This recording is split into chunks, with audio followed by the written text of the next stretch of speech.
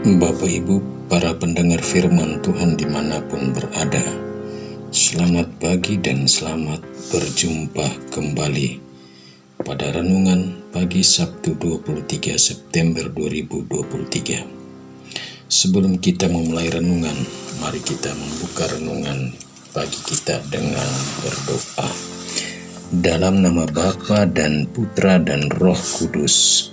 Amin. Marilah berdoa. Allah Bapa yang Maha Setia, Engkau telah menganugerahkan keselamatan melalui Putra-Mu Yesus Kristus. Semoga kami hidup sesuai dengan kehendak-Mu dan berusaha agar hidup kami berguna bagi sesama.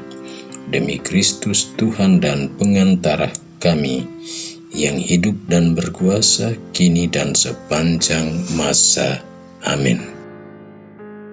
Bapak Ibu para pendengar firman Tuhan, bacaan suci untuk renungan pagi ini saya ambil dari Injil Lukas bab 8 ayat 4-15. Tuhan bersamamu dan bersama rohmu. Inilah Injil suci menurut Lukas. Dimuliakanlah Tuhan. Banyak orang datang berbondong-bondong dari kota-kota sekitar kepada Yesus. Maka Yesus berkata dalam suatu perumpamaan, adalah seorang penabur keluar menaburkan benih. Waktu ia menabur, sebagian benih itu jatuh di pinggir jalan, lalu diinjak-injak orang dan dimakan burung-burung di udara sampai habis. Sebagian jatuh di tanah yang berbatu-batu dan tumbuh sebentar lalu layu karena tidak mendapat air. Sebagian lagi jatuh di tengah semak duri, sehingga terhimpit sampai mati oleh semak-semak yang tumbuh bersama-sama. Dan sebagian jatuh di tanah yang baik lalu tumbuh dan berbuah 100 kali lipat. Sesudah itu Yesus berseru, barang siapa mempunyai telinga untuk mendengar, hendaklah ia mendengar. Para murid menanyakan kepada Yesus maksud perumpamaan itu. Yesus menjawab, kalian diberi karunia mengetahui rahasia kerajaan Allah, tetapi hal itu diwartakan kepada orang lain dalam perumpamaan, supaya sekalipun memandang mereka tidak melihat dan sekalipun mendengar mereka tidak mengerti. Inilah arti perumpamaan itu. Benih itu ialah sabda Allah, yang jatuh di pinggir jalan ialah orang yang telah mendengarnya. Kemudian datanglah iblis lalu mengambil sabda itu dari dalam hati mereka, supaya mereka jangan percaya dan diselamatkan. Yang jatuh di tanah yang berbatu-batu ialah orang yang setelah mendengar sabda itu menerimanya dengan gembira, tetapi mereka tidak berakar. Mereka hanya percaya sebentar saja, dan dalam masa pencobaan mereka murtad. Yang jatuh ke dalam semak duri ialah orang yang mendengar sabda itu, dan dalam pertumbuhan selanjutnya mereka terhimpit oleh kekhawatiran, kekayaan dan kenikmatan hidup, sehingga tidak menghasilkan buah yang matang. Yang jatuh di tanah yang baik ialah orang yang mendengar sabda itu dan menyimpannya dalam hati yang baik dan menghasilkan buah dalam ketekunan. Demikianlah sabda Tuhan. Terpujilah Kristus. Bapak Ibu para pendengar firman Tuhan dimanapun berada, tema renungan pagi ini saya beri judul, jadikanlah hidupmu bagai tanah yang baik. Yesus selalu menggunakan perumpamaan dalam mengajar tentang kerajaan Allah.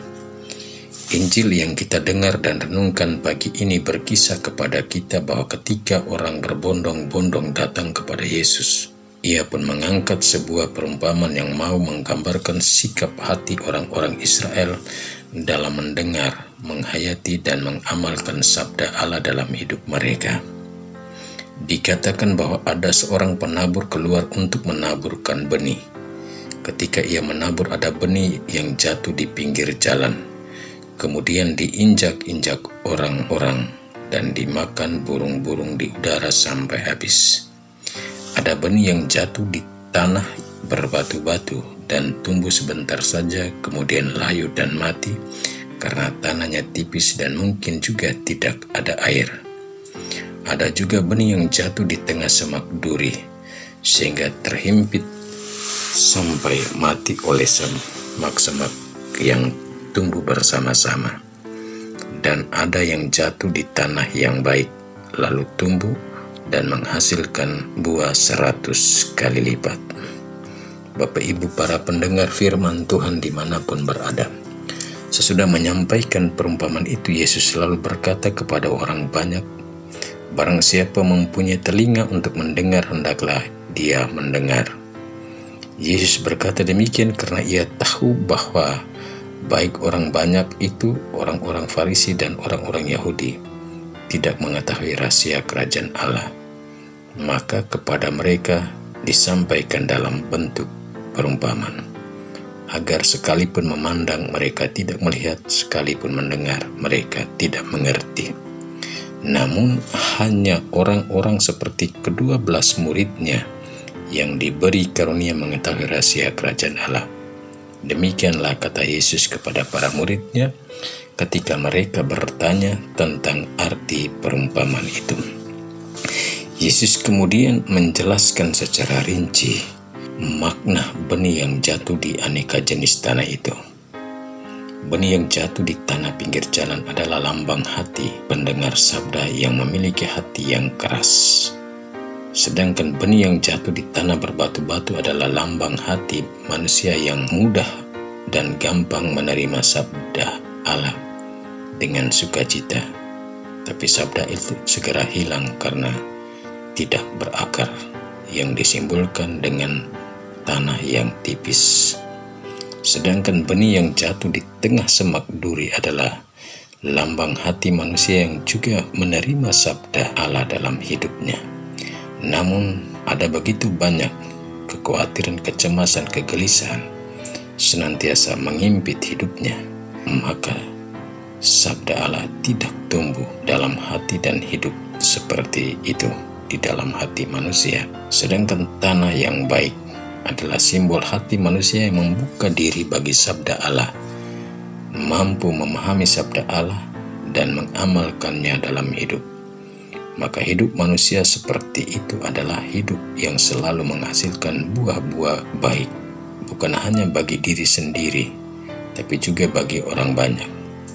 Bapak Ibu para pendengar firman Tuhan dimanapun berada, sebagai orang Kristen, dengan perumpamaan ini kita dapat melihat hidup kita masing-masing, baik hidup di antara anggota keluarga dengan peran kita masing-masing, dan hidup kita di antara sesama di KBG, lingkungan, paroki, bahkan di dalam masyarakat. Apakah hidup kita berada pada jenis tanah yang mana? Jawabannya hanya pada diri kita masing-masing yang mengetahui.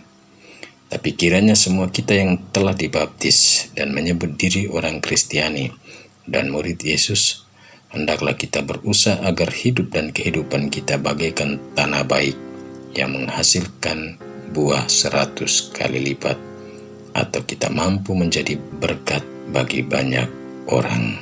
Amin. Marilah berdoa. Allah yang Maha Kuasa, kami mohon semoga Engkau senantiasa mencurahkan roh-Mu atas diri dan hidup kami, agar hidup kami bagai tanah baik yang menghasilkan banyak buah-buah baik bagi sesama. Demi Kristus Tuhan dan pengantara kami. Amin. Marilah mohon berkat Tuhan. Tuhan bersamamu dan bersama roh-Mu. Semoga hidup dan karya kita serta semua orang yang kita jumpai dan bekerja bersama kita, entah di kantor-kantor maupun di rumah-rumah, diberkati oleh Allah yang Maha Kuasa, Bapa dan Putra dan Roh Kudus. Amin. Selamat beraktivitas. Tuhan memberkati.